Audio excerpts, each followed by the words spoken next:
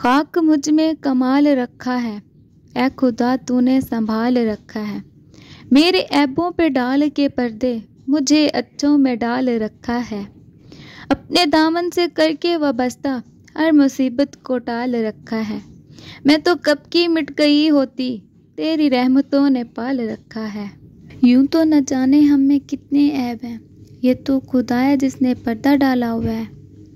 اگر انسان کو انسان کے عیبوں کا پتہ چل جائے نا، بے شک وہ آپ کا بہترین دوست ہی کیوں نہیں ہے، وقت آنے پہ وہ بھی آپ کے عیب بیان کر ہی دیتا ہے۔ اللہ کو تو آپ کے اتنے عیب پتہ ہیں، اتنے کہ جتنے آپ کو اپنے عیبوں کا نہیں پتہ، اس نے تو کبھی آپ کا عیب نہیں بیان کیا۔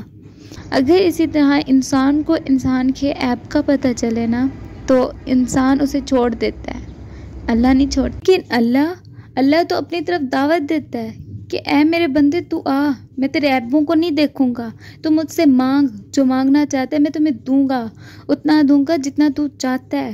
ہم سب کے گناہ اس فرشتہ اللہ کے پاس لے کے جاتے ہیں۔ اپنے رب کے کرم کو تو دیکھ، جو فرشتے شام کو تیرے گناہ لے کے جاتے ہیں اس کے پاس، وہ صبح انہی کے ہاتھوں تیرا رزق بھیجتا ہے۔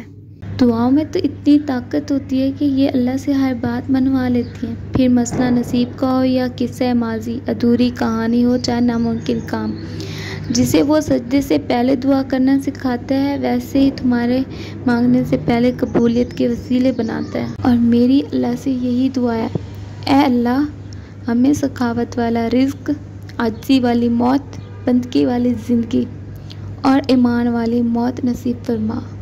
اگر آپ کو میری یہ ویڈیو اچھی لگی ہے تو please like, subscribe and share. ایسی مزید ویڈیو دیکھنے کے لیے میرے چینل کو سبسکرائب کریں۔ مجھے اپنی دعا میں یاد رکھیے، اینڈ تھینک یو، اللہ حافظ۔